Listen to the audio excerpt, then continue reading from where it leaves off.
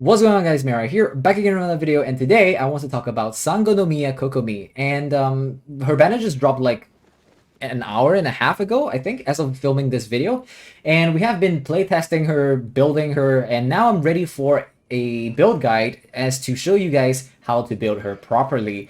So if I were to be honest with you guys, I'd say that Kokomi is not a must pull and she's a little bit underwhelming, but that's a topic for another video. So let's get into her weapon. Alright, so the first thing about her weapon is that the best in slot weapon for her is definitely going to be the Everlasting Moonglow, which is her signature weapon and is on the weapons banner right now. But if you guys don't have that, I'm here to offer you some alternatives that you guys might want to try out. So the first set of weapons, the first few weapons that I'm going to be recommending will be for the DPS build. And I don't particularly recommend these build, but if you guys want to build a DPS oriented Kokomi, then you might want to consider these weapons. So the first one is Skyward Atlas, and this gives so much attack. So it's a 5-star weapon, it has high base attack, it has attack percent main stat, and also the passive increases elemental damage bonus by 12%, and also every 15 seconds you get this cloud to deal like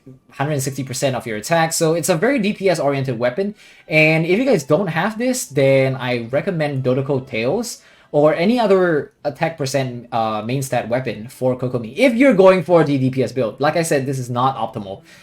Now, if you're going for the more support slash healer build, then I would recommend the Prototype Amber, and this is really good because number one, it has HP main stat, which means you're gonna have more healing. So more HP on Kokomi means more healing for your entire team. That's basically how she works. And the passive, if you take a look, using an elemental burst regenerates 4 energy every 2 seconds for 6 seconds. And this is really important because Kokomi has a big energy recharge issue, and this will help to negate some of that. I was only able to get Kokomi's energy recharge to a stable point when I pair her up with Raiden Shogun, and I will elaborate more on this in the team comms later. But yeah, she definitely has an energy recharge problem. So Prototype Ember will negate some of that, and also all party members will regenerate 4% HP every 2 seconds for this duration. So it's just additional healing for your entire team, and I think this is probably the best 4-star weapon for Kokomi. Now, if you guys don't have this, then you could go for the Thrilling Tales of Dragon Slayers, and this is really good as a backup weapon until you get the Prototype Catalyst to make the Prototype Amber. So this gives HP main stat the same as Prototype Amber, and also when switching characters, the new character taking the field has their attack increased by 48%. Now, keep in mind this is Refinement rank 5, but it should be relatively easy to get full refinements on this weapon, seeing how it's a 3-star weapon. So yeah, that's basically it for her weapons. Alright, next we move on to her artifacts. So for her artifacts, there are actually 2 different builds that you can build Kokomi, and the first one is a support build, and this is what I have on her right now. And that is the 4-piece Tenacity of Milith stat. And the first thing that's good about it is that it has 20% HP, that is just generally very nice for more healing. And the 4-piece is that whenever your elemental skill hits an opponent, the attack of nearby party members is increased by 20%. And that in and of itself is good enough. That makes her an attack boosting healer. And in my book, that's already good enough. However, you also get that shield strength increase by 30%. Now, this is only specific to team comms that have another shielder in this team, because Kokomi is not capable of shielding. So if you have Noelle or Diona, this is just generally really good. You can run Kokomi with Zhongli as well, but do take note that if you have the Zhongli on the 4-piece Milith as well, the passive will not stack, so do take note of that. Alright, so moving into the artifacts itself, it's pretty simple what she needs. For the substats, you want to focus on HP and attack. That's your 2 biggest thing, HP percent and attack percent. And of course, flat HP and flat attack is kind of okay as well. And then also energy recharge and a little bit of elemental mastery if you have. So you don't want to go crit rate or crit damage because of her talent. Her talent actually decreases your crit rate by 100%. So realistically, you shouldn't be looking to crit with her, although we did make it happen on my stream. But anyway, for the pieces, so for my flower, I have some crit damage. Unfortunately, just the rolls were really bad. And for the feather, I have a lot of HP and a little bit of attack and elemental mastery. And then for the timepiece, I actually went with a HP percent timepiece main stat, and I just focused on attack, elemental mastery, and energy recharge. And of course, we get the crit damage because artifact rolls are, well, you know. So for the goblet, you actually want hydro damage bonus, and I got a perfect piece here with HP, attack, HP percent, and attack percent. So this is perfect for me. And lastly, for the circlet, you actually want to go healing bonus. So this is just really, really nice. And with this build, I have about 30k HP on Kokomi, and her healing bonus... Sorry, let me get back to the attributes. Their healing bonus is about 60%, and the hydro damage bonus is about 80%. So this is definitely more of a support build, and you're not really looking to damage that much, but when you're on your burst, you can switch her in, and then you can just do a little bit of damage as well as a little bit of healing. So that's basically how this build will work. Next, let's get to the DPS build. Alright, next let's talk about her DPS build. So for her DPS build, I honestly wouldn't recommend it, but you know, if you guys want to try and build her DPS, this is the build to go, and that is the 4-piece Heart of Depth. So it's pretty straightforward as well. 2-piece gives you your hydro damage bonus 15%, and for the 4-piece, after using elemental skill, it increases your normal attack and charged attack by 30% for 15 seconds.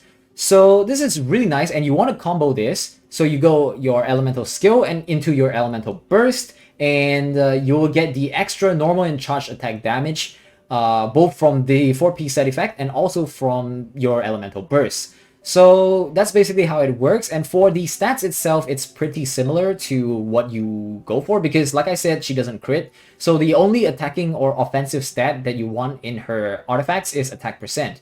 And I went with a similar build: attack, HP, and energy recharge, and elemental mastery as well. So for the main stat, it's the same. I went with HP percent. You could probably go attack percent here if you want to go DPS build, but I already am using the Skyward Atlas, if you guys remember. So that already gives me attack percent, and I just figured that just having a HP percent here would give me a little bit more balance and a little bit more healing. And for the hydro damage, for the cup, you want hydro damage bonus. And over here, I mean, this is just tragic because I got 2 defense, but whatever. We got the hydro damage bonus and some HP substats as well.